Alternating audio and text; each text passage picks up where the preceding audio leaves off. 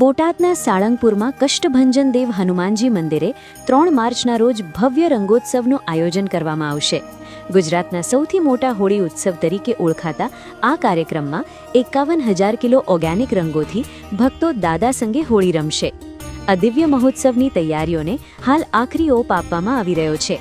આ ઉત્સવમાં 7 પ્રકારના રંગો, 500 કલર બ્લાસ્ટ અને એર પ્રેશર મશીન દ્વારા ભક્તો પર રંગોનો વરસાદ કરાશે.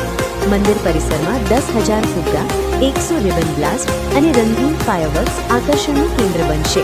સવારે 5:30 વાગે મંગળા આરતી અને 7 વાગે શણગાર આરતી બાદ ફૂલડોલ ઉત્સવમાં ભક્તો ઉમટી પડશે.